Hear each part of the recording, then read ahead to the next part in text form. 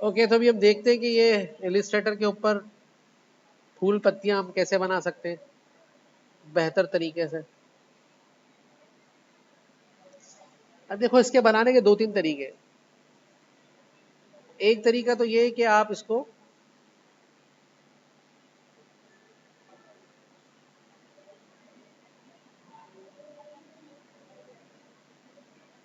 कोई भी डिजाइन की जो पत्तियां बनानी है आपको वो पहले बना लें। जैसे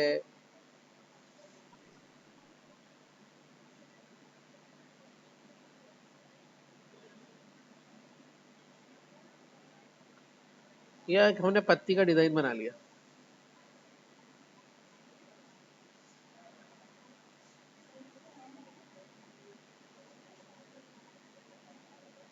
इसको फिर हमने रोटेशन में 45 डिग्री पे रोटेट कर दिया।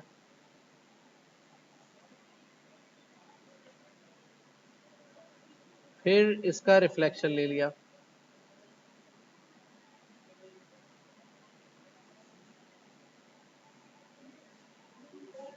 ठीक है, और ये बीच वाला काम का नहीं तो हटा दिया। ऑल्टर के साथ इनको थोड़ा सा कलर वाला डालना चाहें आपकी मर्जी।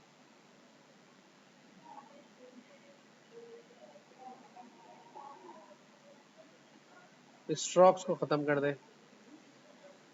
जैसा डिजाइन चाहे वैसा बना लें। ठीक है। फिर तरीका क्या है, इसके नीचे ऑल्टर के साथ इसका पैटर्न बना दें। कंट्रोल डी करते जाएं जितनी चाहिए।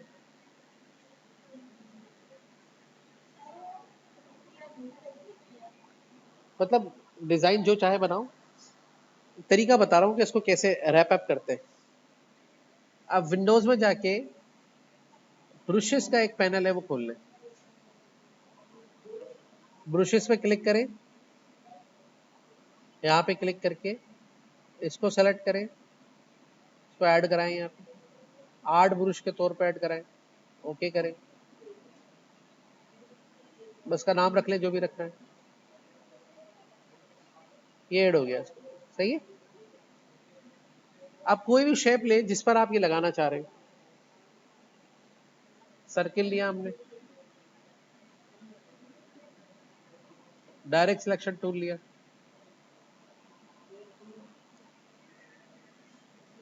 इसका शेप निकालने जैसा निकालना है। सिलेक्ट करके ये अप्लाई कर दे। आ रहा है समझ में?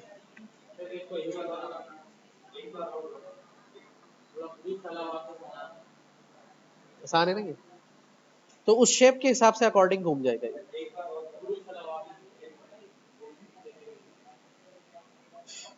पहले एक डिजाइन बनाएं पत्तियों का, उनको एक पैटर्न में रख लें। उसको डिलीट कर दो।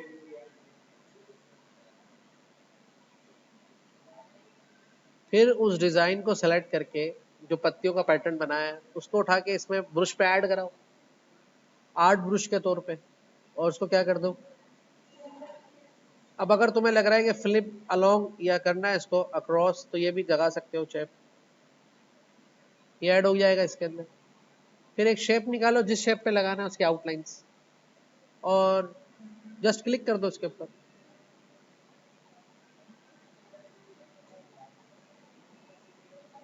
सही है। और सेलेक्ट करके इसका एक अदद रिफ्लेक्शन ले लो।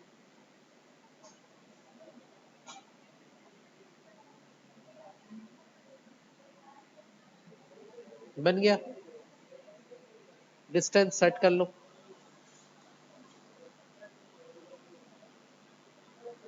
आई समझ में बात?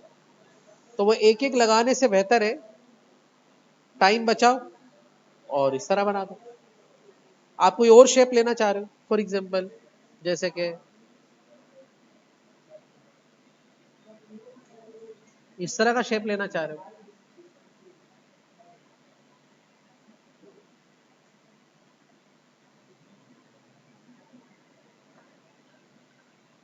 इस तरह के शेप पे लग जाएगा ये। शेप को मॉडिफाई करना चाह रहे हो, शेप को मॉडिफाई भी कर सकते हो आप।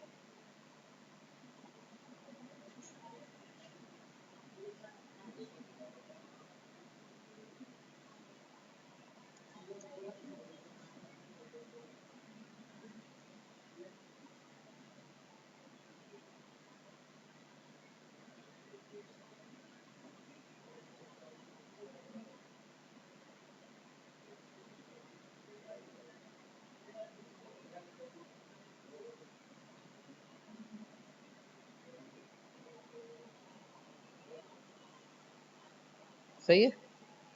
इस तरह जो शेप निकालोगे वो शेप पे निकल जाएगा। अच्छा, बीच में शेप से डंडी खत्म हो जाती है, उसका तरीका क्या है?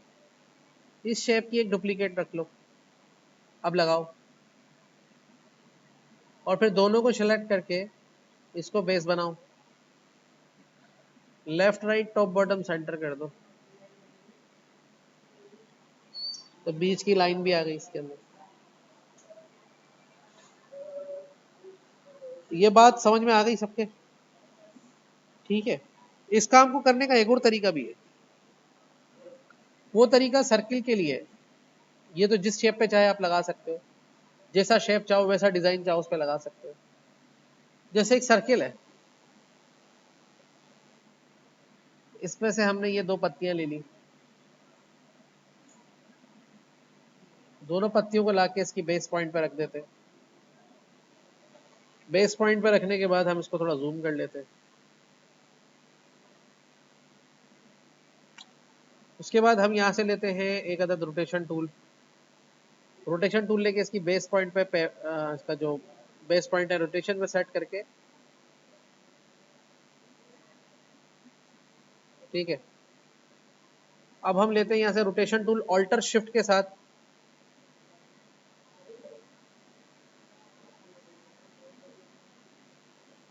क्या करना है, हमें दोनों को सिलेक्ट करके पहले ग्रुप कर लें, थोड़ा जूम आउट कर लें, यहाँ पे क्लिक करें, रोटेशन टूल ले लें, इस सर्किल का सेंटर पॉइंट निकालें, कहाँ है, ये रहा, क्लिक कर दें यहाँ पे, ऑल्टर के साथ इसको थोड़ा सा आगे बढ़ा दें, सही है, छोड़ दें, ऑल्टर भी छोड़ दें। अब क्या करेंगे, वेरी गुड,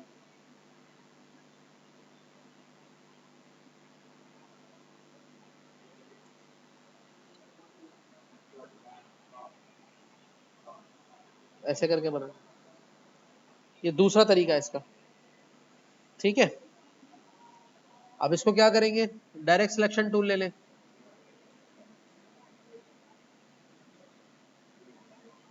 बैक स्पेस करके रिमूव कर दें, जो भी बकाए जाते हैं उनको भी रिमूव कर दें।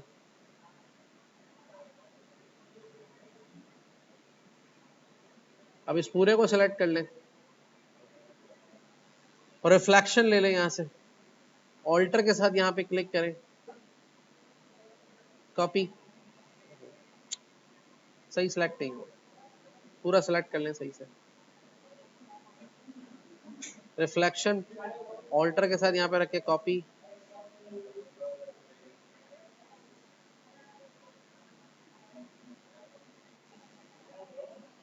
आ रही बात समझ में? तो अब जितनी भी चीजें हों वो आप इस तरह से इसे क्रिएट कर सकते हैं बड़े आसानी के साथ, बस शेप का शेप निकालना पड़ेगा आपको, ठीक है।